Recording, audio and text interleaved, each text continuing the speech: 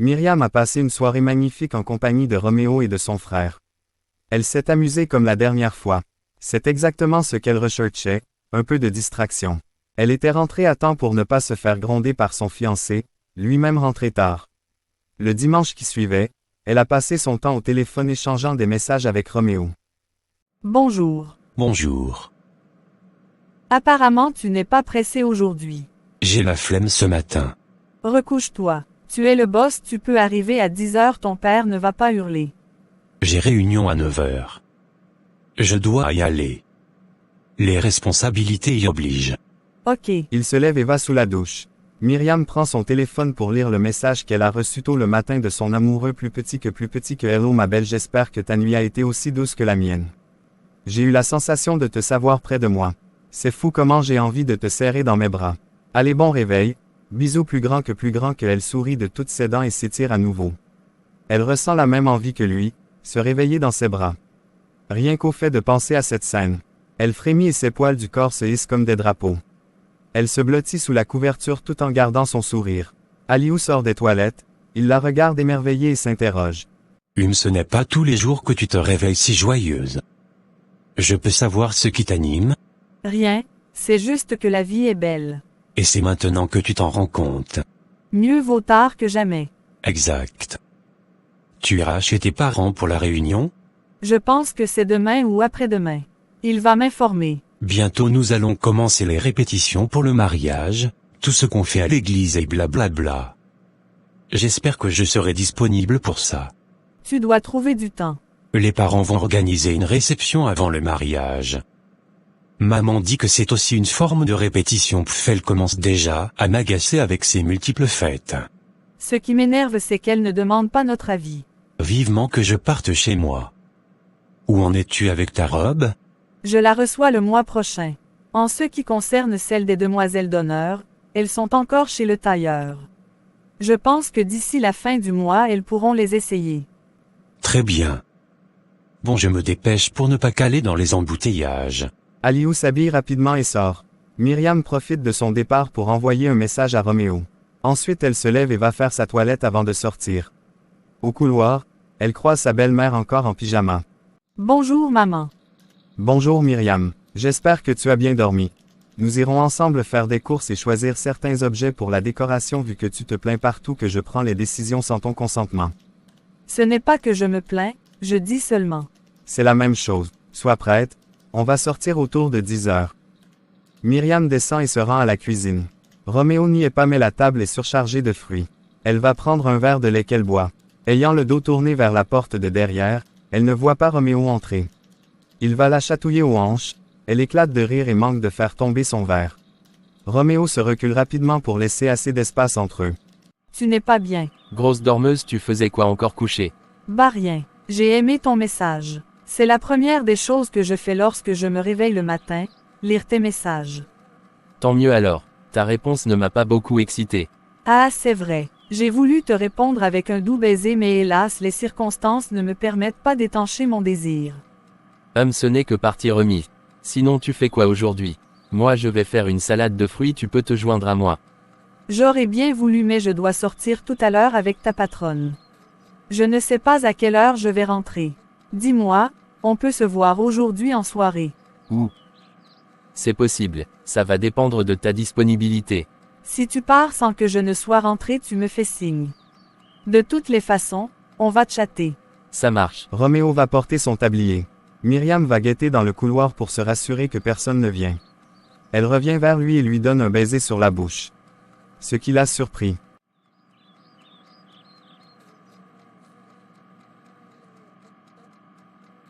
Mais tu es folle. Or ça va, tu as trop peur. Sérieux Myriam, faisons attention, ou bien tu veux que je finisse en cellule. Je n'ai pas pu m'en empêcher, désolé. Maintenant sors, je vais travailler. Je ne peux pas me concentrer si tu es là. Tu es tellement à croquer purée, on peut être belle comme ça.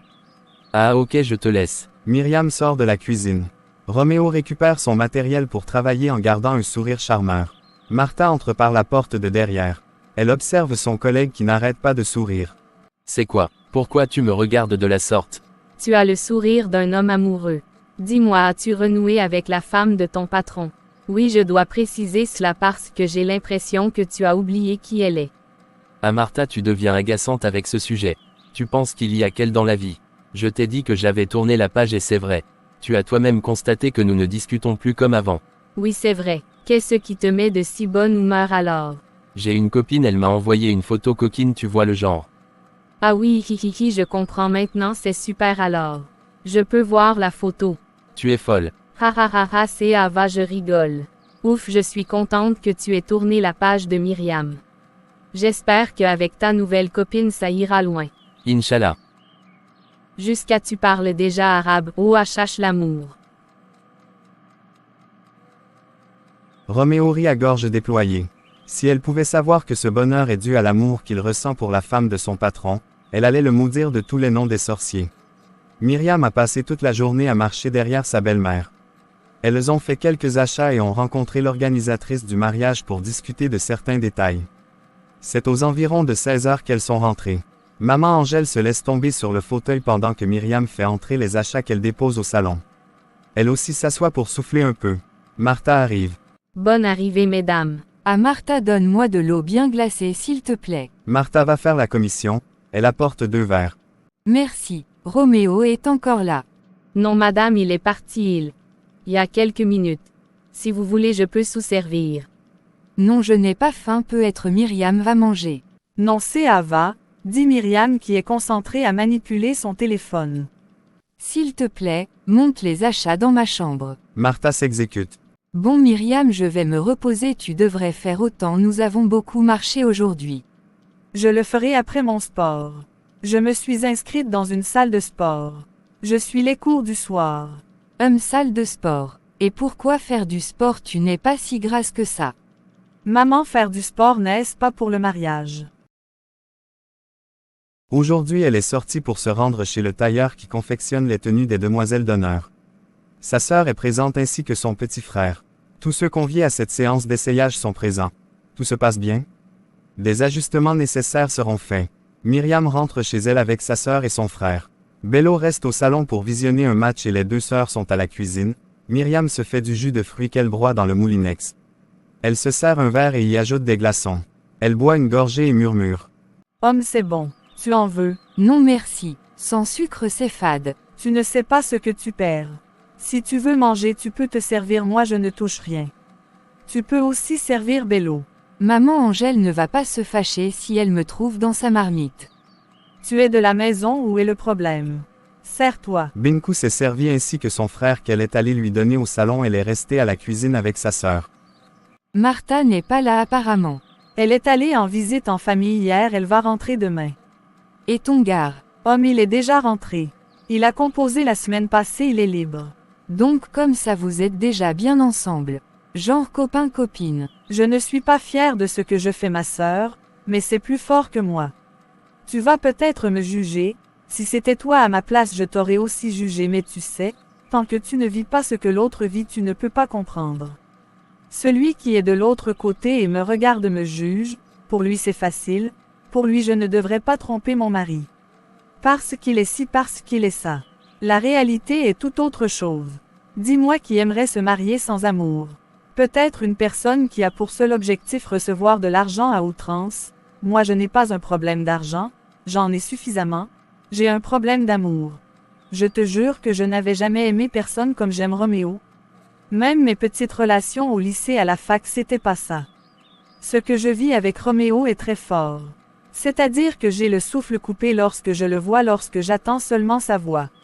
Je suis bien avec lui, je ne demande que ça. Le rencontrer m'a permis de voir plus clair dans ma vie, ça m'a fait découvrir que je fonce tout droit dans un mur. Aliou est une bonne personne, mais il est plus occupé par son travail que par sa femme. En plus, je l'ai toujours considéré comme un grand frère et c'est dans ce sens que je l'aime. Notre mariage ne mettra pas long, j'en suis sûre. Peut-être qu'il faudra le stopper dès maintenant pour ne pas faire face à une procédure de divorce. Je vis ça très mal, Binkou, vraiment mal. Ce n'est pas facile de faire semblant. Ne me juge pas s'il te plaît. Je comprends, ça ne me plaît pas tout ça, mais bon, c'est ta vie, tu sais ce qui est bien pour toi. Papa n'acceptera jamais Roméo, tu le sais. Je n'ai pas encore en tête de me marier avec Roméo, J'ai juste envie d'être avec lui sans engagement. Du moins on verra où ça nous mènera. Je ne veux pas avoir à ressentir la pression du mariage. Est-ce que je suis obligée de me marier? Nous sommes au 21e siècle, les parents ne doivent plus exiger un statut pour leur enfant.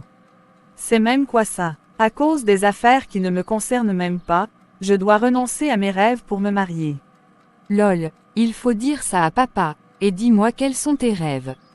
Être une boss lady. J'ai toujours voulu avoir mon agence de finance, ouvrir une microfinance ou d'audit. Ou bien être directrice d'une banque.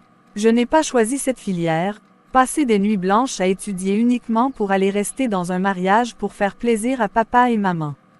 Pardon qu'ils cherchent quelqu'un d'autre à vendre. Pourquoi pas toi? Et pardon, je ne suis pas du quartier. Ah ah ah ah ah ah ah ah. Tu vas donc faire comment le mariage, c'est dans 2 mois. Je vais parler à maman et voir ce qu'elle va me dire. Si ça ne va pas, tu en parles à Aliou, il peut te comprendre et annuler tout. Je vais le sonder ce soir même. Aliou est comme son père, le travail avant tout. Ce mariage leur sera bénéfique pour les affaires, je ne pense pas qu'il soit prêt à rompre. Ça me dépasse. L'oncle pouvait t'aider mais il est parti. Je te dis, lui au moins comprend. Papa est tellement difficile, pourquoi nous n'avons pas eu un père doux à qui on peut facilement se confier. Il est toujours nerveux, tu as même peur de lui parler. Tu lui dis oui alors que tu penses à dire non. Ah c'est vrai en plus ah.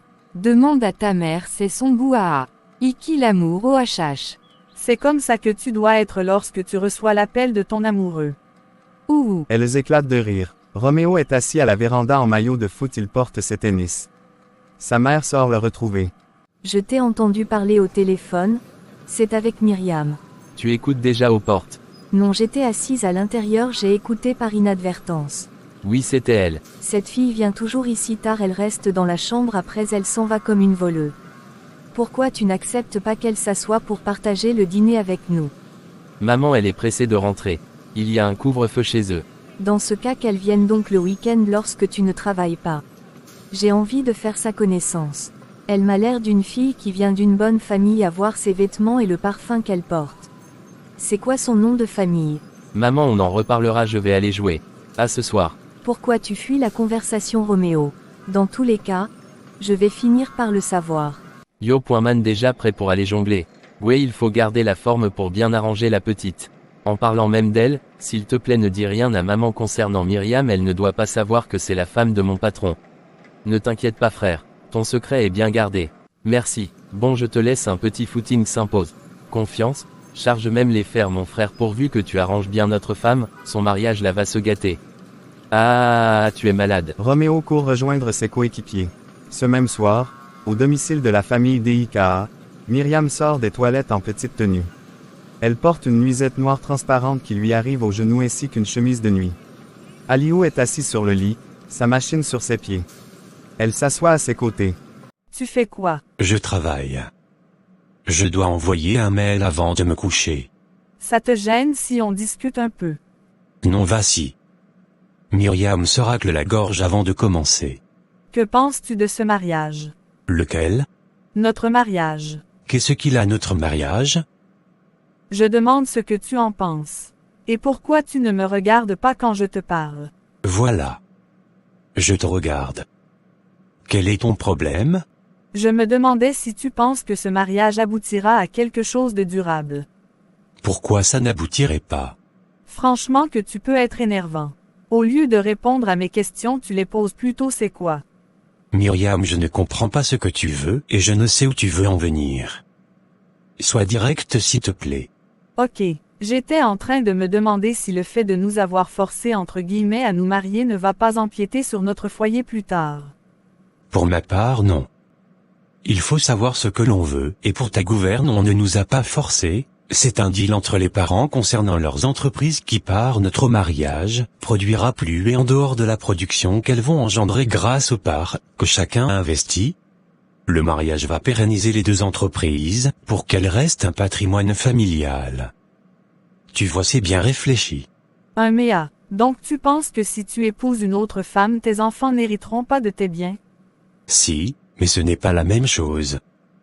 Là, on parle de partenariat des deux entreprises, c'est différent. D'accord. S'il fallait choisir une partenaire de vie, tu m'aurais choisi. Non. Mais les enjeux qui découlent de cette union sont très importants, donc je me dois de tout faire pour réussir ce mariage. Tu renonces à trouver le véritable amour à cause des affaires. Waouh! Je ne suis pas fait pour épouser n'importe quelle femme. Si elle n'est pas de la haute société, ce n'est pas mon affaire. Je suis un dirigeant, la femme qui doit me suivre ne doit pas être une crève-la-faim. Tu comprends pourquoi tu es ici. Tes parents sont des personnes influentes, toi aussi tu es intelligente. Tout tourne autour des intérêts alors. Ma chérie, dans la vie il n'y a pas que les sentiments, les plaisirs, l'amour et tout ce qui va avec. On doit savoir où on va et non suivre bêtement l'amour sans direction. Avec toi, mon futur et ceux de nos enfants sont déjà tracés. C'est ce qui est important. Wow, tes paroles me surprennent vraiment. Et si moi je ne voulais plus de ce mariage? Ah pardon Myriam, ne me fais pas rire. Laisse-moi finir d'envoyer ce mail. Je te le dis sérieusement. Écoute madame, il n'y a pas de marche arrière à faire à ce niveau, nous allons nous marier, le deal c'est le deal. Savoir si tu es d'accord ou pas n'est plus important. Tu écoutes comment tu me parles. Non mais franchement tu n'as aucun sentiment toi. Tout ce qui t'importe c'est tout ce que tu vas ramasser comme bien. Peu importe s'il y a amour entre nous ou pas. Les Bamilek disent plus petit que ma calcul, ma plan plus grand que, ils ne sont pas bêtes. La vie c'est les calculs ma chérie. Tu verras que d'ici 5 ans nous serons à la tête des plus grandes compagnies, parce que je projette d'acheter les entreprises de nos concurrents qui ne foutent rien. On va les raser et on deviendra le number one. Tu verras que ton mari sera l'homme le plus puissant de ce Cameroun, c'est le ministre qui va m'inviter chez lui. Donc laisse-moi tes histoires d'amour là et projetons-nous. Ça ne vaut pas la peine. Elle s'énerve et va se coucher, elle lui tourne le dos. Ma chérie, tu sais que je n'aime pas, quand tu dors avec autant de vêtements, sur toi merci de me faciliter la tâche. Tu tentes de me toucher, on ne va pas te dire. Ous. Ok, bonne nuit alors, moi je finis mon travail. Un jour tu me remercieras d'avoir travaillé si dur pour nous. Quand tu seras à la tête de tous les magazines du pays, comme étant la femme de Monsieur Dika, tu vas bomber ton torse, pour te vanter sans savoir comment, je me suis donné du mal à atteindre ce palmarès. Ma chérie, on doit rêver grand.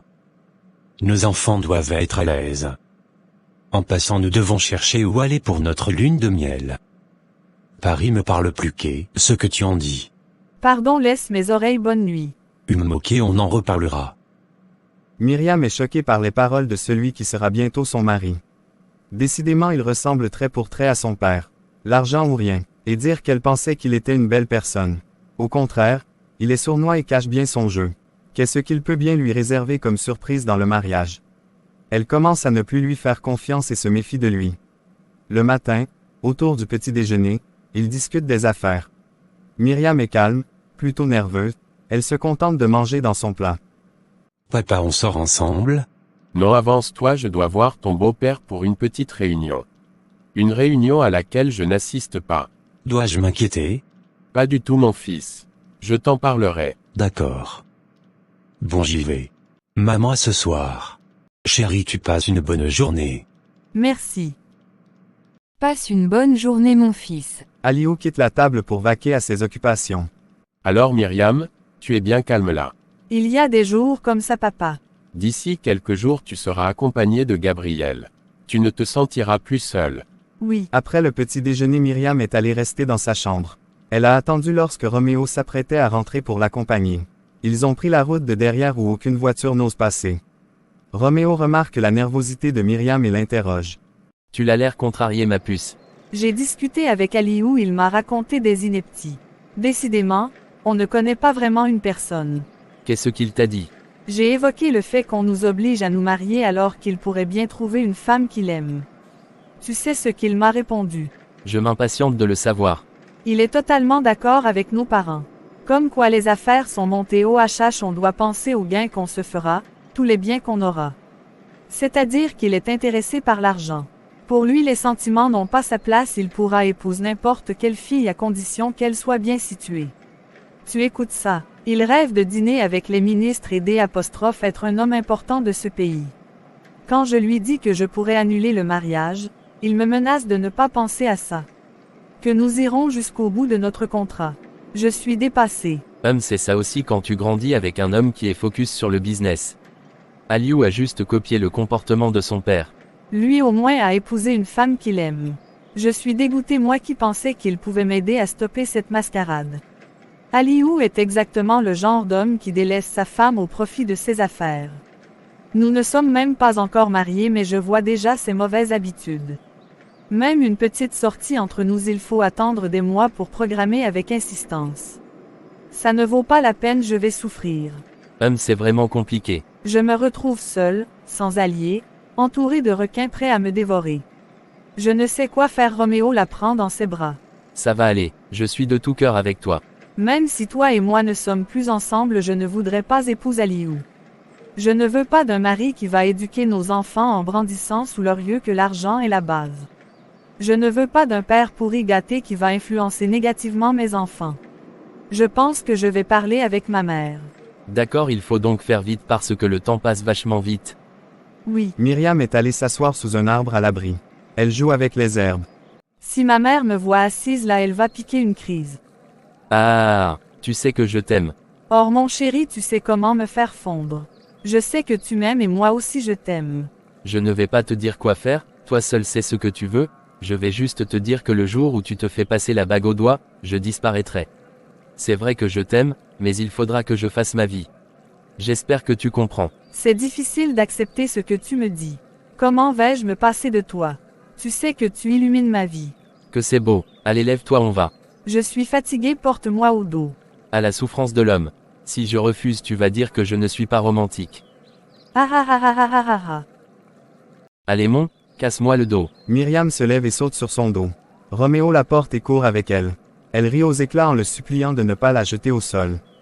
C'est ainsi qu'il passe une soirée folle et remplie d'amour. Depuis sa conversation avec son mari, Myriam est devenue triste. Les seuls instants où elle sourit et peut être heureuse sont ceux qu'elle passe avec Roméo. Ses sorties pour le voir sont devenues fréquentes, elle passe plus de temps avec lui qu'à la maison. Les préparatifs de son mariage n'est plus son problème, du moins ça se poursuit mais sans elle. Elle n'y accorde plus aucune importance. Ce samedi, elle a de nouveau prétexté une sortie pour se rendre chez ses parents. Heureusement que le chauffeur de la famille n'était pas présent sinon il l'aurait accompagné. Myriam est bien installée chez Roméo, plus précisément dans sa chambre. Après une énième partie de jambes en l'air, il se repose. Roméo va chercher les glaces qu'elle a apportées pour qu'ils mangent ensemble. C'est bon. Pas plus bon que toi. Ha ha ha ha. Je vais aller voir ma mère tout à l'heure. D'accord, tu me tiendras informé. Moi j'ai une séance de foot avec les gars du quartier, tu connais mon ami Brice, il s'est cassé le pied lors du dernier match. Ouh là là là, tu lui adresseras mes salutations. Ok, ça va avec ton mari. Bannon il m'énerve. Je déteste même quand il me touche. C'est bon, je ne veux pas savoir si vous le faites ou pas. Je suis sensible. Ah ah ah ah, désolé. Je sais que ce n'est pas facile de vivre ainsi. Je te promets que tout va s'arranger. Ne me promets rien. Aux dernières nouvelles ta vie ne t'appartient plus, mais à tes parents donc tu ne peux rien me promettre que tu ne puisses pas respecter. Mais pourtant je suis majeure. C'est terrible. Ils suivent les pas au couloir. Roméo ferme la bouche de Myriam jusqu'à ce que la personne de passage disparaisse. C'est qui? C'est ma mère, pourquoi elle rentre vite comme ça? Tu sais, ta mère et moi allons finir par causer un jour donc ne pense pas que tu seras tout le temps là pour nous empêcher de discuter. Elle est très curieuse cette femme. C'est normal qu'elle veuille savoir qui passe le temps avec son fils. C'est plus prudent tu ne trouves pas? Ah. Moi je vais partir. Je dois aller chez mes parents et rentrer avant que la nuit ne tombe. Myriam se lève et s'habille sur le regard envieux de Roméo qui salive. Tu es bête, tu fais comme si on ne venait pas de faire quelque chose. Et ça fait de moi un bête. J'admire mon trésor et je me dis merde, cette femme n'est pas à moi, dommage. Arrête ça bébé, tu me mets mal à l'aise.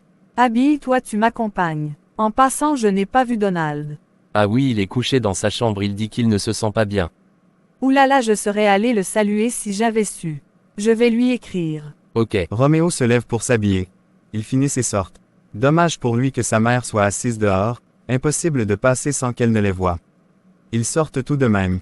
Bonsoir maman. Bonsoir maman. Salut Myriam. Ah bonsoir Myriam, donc tu étais dedans. Oui, je ne savais pas que tu allais rentrer si vite de l'atelier. Raison pour laquelle tu t'arranges à partir avant que je ne rentre, c'est ça. Mais non maman, ce n'est pas ça. Sinon ça va à l'atelier. Ça peut aller. On va. Mais attendez, nous sommes en train de causer, toi tu l'emmènes comment? Myriam, dis-moi quel est ton nom de famille? Et c'est FONG. À fond? Tu es du centre alors? Oui. Ok, bienvenue chez les Taillots. Merci maman. Tu vis avec tes parents ou seul? Et je vis. Maman elle vit chez ses parents, je t'en avais déjà parlé, intervient rapidement Roméo. Pourquoi c'est toi qui réponds, tu ne peux pas la laisser parler? STUIPPP. Maman, il faut que je parte. Je ne dois pas arriver à la maison avant mon père. D'accord. Prochainement viens plus tôt pour qu'on puisse partager un repas ensemble. Je n'aime pas la façon que tu as de venir rester dans la chambre et après tu disparais. D'accord. D'accord maman, j'ai compris. Tu passes une bonne journée.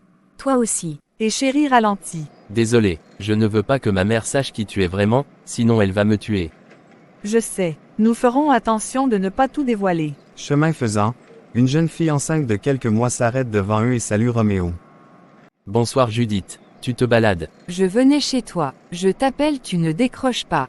J'étais occupé. Tu peux donc aller m'attendre, maman est là. D'accord. Judith, elle c'est Myriam, mon petit cœur. Myriam le pince la main, une façon de lui demander de faire les présentations. Excuse-moi chérie, je te présente Judith, une bonne amie. Enchantée Judith. Je suis ravie de faire ta connaissance Myriam. Tu es bien jolie. Merci. Bon, je t'attends à la maison alors. D'accord, je la mets dans le taxi. Judith les traverse pour partir. À chaque pas elle se retourne pour les observer. Son dernier regard a croisé celui de Myriam et celle-ci a lu de la déception dans son regard. Tu dis que c'est ton amie. Oui, pourquoi? J'ai l'impression qu'elle te considère plus qu'un ami. Ah, je ne sais pas. C'est vrai qu'il fut un temps on a failli sortir ensemble. Je me suis éloigné à temps avant de constater qu'elle était enceinte, elle me l'avait caché. Allez femme. Et pourquoi elle veut te voir? Je ne sais pas, nous avons l'habitude de se rendre visite amicalement bien sûr. Tu n'as pas à t'inquiéter, je te vois déjà vouloir compliquer. Mais non, je demande juste. Je ne m'inquiète pas, je te fais confiance. Super. Tiens, voilà un taxi vide. Roméo le stoppe. Il la fait monter à l'intérieur en lui donnant un baiser sur la bouche. Le taxi disparaît dans son champ de vision. Lorsqu'il se retourne pour regagner la maison, il tombe sur son pot de brise, sautillant sur sa béquille. Mets un pied ci par où? Ah, merci de me traiter d'un pied. C'était Myriam dans le taxi. Oui, Un gars est amoureux. je suis très amoureux, je déborde d'amour mon frère, mais c'est une relation risquée. Pourquoi est-elle risquée? Je t'expliquerai plus tard. Je dois courir à la maison, Judith m'attend. Qu'est-ce qu'elle te veut encore celle-là? Elle cherche qui va fortifier sa grossesse, je ne suis pas du quartier. Ah, j'ai appris que le père de son enfant est allé en aventure. Ouais, raison de sa solitude, elle me colle tout le temps STUIPPP. Gare, on se prend après, va t'asseoir chez toi, dis donc. Ah, je viendrai voir le match tout à l'heure tout en priant qu'on te casse tes couilles, comme ça je vais voir comment tu vas satisfaire ta petite Myriam. Ah, sorcier. Roméo prend congé de son ami et court chez lui. Entre-temps, Myriam est arrivée chez ses parents. Le portier lui ouvre le portail, ils échangent quelques mots de civilité et elle entre. Ses parents sont assis dans le grand salon. Bonsoir monsieur et madame FONG. Bonsoir ma fille. S'empresse de saluer maman Tina. Myriam s'assoit. Tu es seule. Oui, je suis seule. Ces derniers jours tu es très nerveuse, on ne saurait penser que c'est ton mariage. Dis-moi ma fille, ne serais-tu pas enceinte? Pardon papa, tout sauf ça. Je contrôle mon cycle. Laisse-moi ces histoires de blanc là, tu contrôles quel cycle?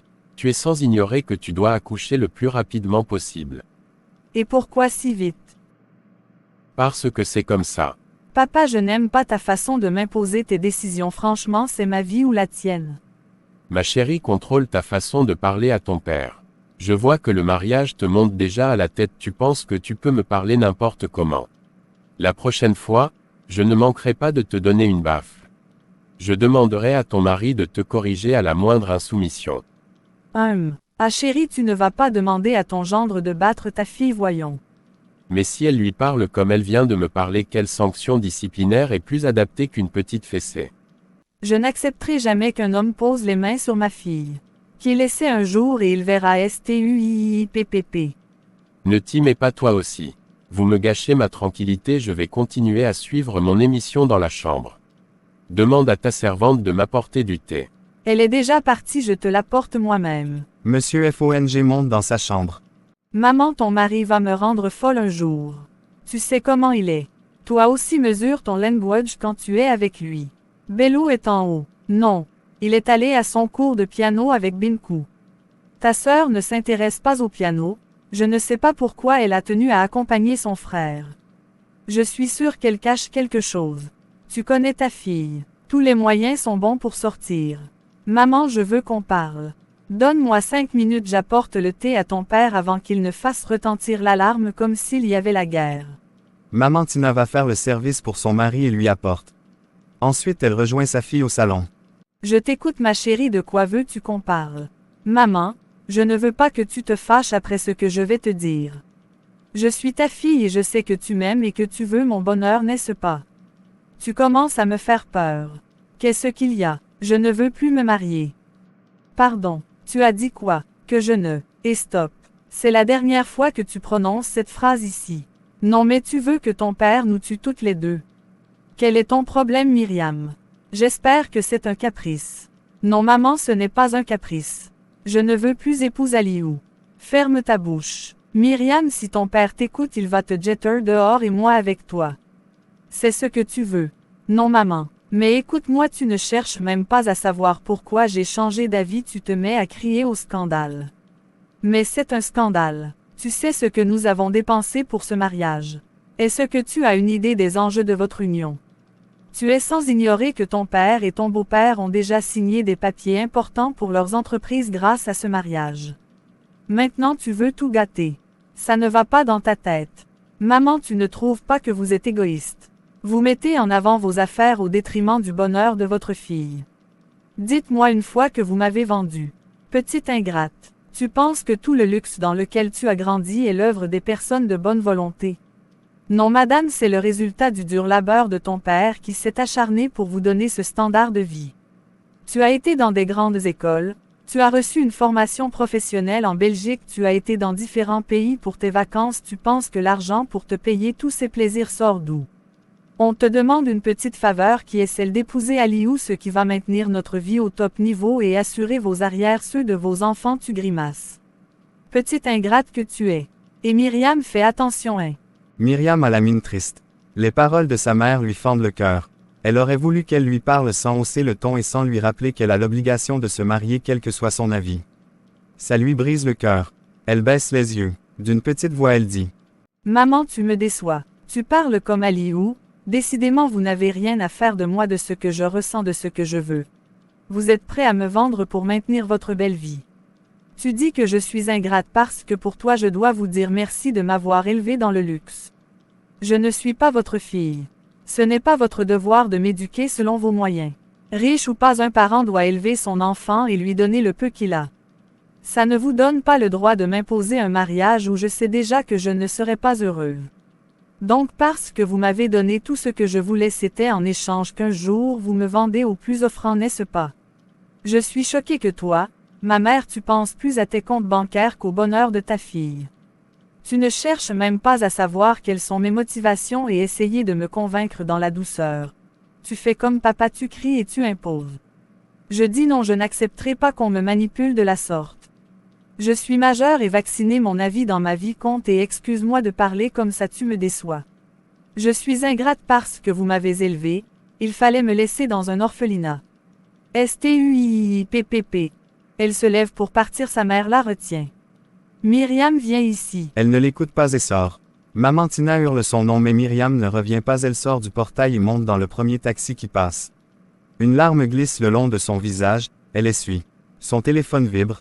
C'est un message de Roméo lui demandant si ça se passe bien. Elle lui répond plus petit que non, je suis triste, je pleure plus grand que. Roméo l'appelle mais elle ne décroche pas, elle n'a pas envie de parler sinon elle versera encore plus de larmes. Elle lui envoie un message pour le rassurer. Arrivée à la maison, Myriam passe par derrière pour regagner sa chambre. Aliou est assis sur le canapé, il travaille sur sa machine. Myriam ne le salue pas et va aux toilettes se laver le visage. L'envie de rassembler sa belle famille pour leur annoncer sa décision d'annuler ce mariage lui traverse la tête. Son téléphone vibre à nouveau, c'est un message de sa mère qui dit plus petit que excuse-moi ma fille, s'il te plaît ne fais rien avant qu'on ne cause. Je t'en prie plus grand que. Myriam se calme et sort des toilettes. Tu n'étais pas au sport? Non, j'étais chez les parents. Ok. Ça s'est bien passé? Ça t'intéresse? Ous madame est en colère. Tu devrais te détendre ma chérie. Rester nerveuse tout le temps n'est pas bon pour une femme, qui doit plutôt chercher à concevoir. Vraiment, Aliou, tu me saoules. Ok, je ne dis plus rien. En passant, Gabriel arrive lundi. J'espère que tu serais là pour l'accueillir. Ne t'inquiète pas, je vais dérouler le tapis rouge pour ta sœur. Aliou lui sourit et continue à travailler. Myriam avait déjà oublié que sa belle-sœur allait arriver. Une de plus qu'elle n'avait pas envie de voir dans ces parages déjà que c'est lourd de supporter son frère, il fait aussi la supporter avec ses caprices de gamine. Heureusement que Roméo sera là pour lui redonner le sourire. On cogne à la porte. Maman Angèle entre. Ah, tu es là Myriam, c'est toi que je suis venu chercher. Accompagne-moi en bas, il y a le coach en danse qui est là. Coach en danse? Je ne comprends pas. Il faut bien que tu ouvres le bal, de ce fait il faut savoir danser la valse. C'est ce que vous allez danser pour l'ouverture du bal. Myriam regarde Aliou qui fait comme s'il n'avait pas compris. Ne regarde pas ton mari, il sait déjà danser. Mais toi non. Allez viens, il ne va pas t'attendre éternellement. D'accord maman, je me change et je descends. Ok, tu as 2 minutes. Tu acceptes ce que ta mère fait. C'est encore quoi cette histoire de valse? On peut danser n'importe quoi comme dans les autres mariages. Mon mariage n'est pas comme les autres ma chérie. On doit faire ce que les autres, comme tu dis, ne font pas. Tout doit être à la perfection. Nous devons éblouir notre public de telle sorte que chacun dira qu'il n'a jamais assisté à un mariage pareil. On ferait l'effet.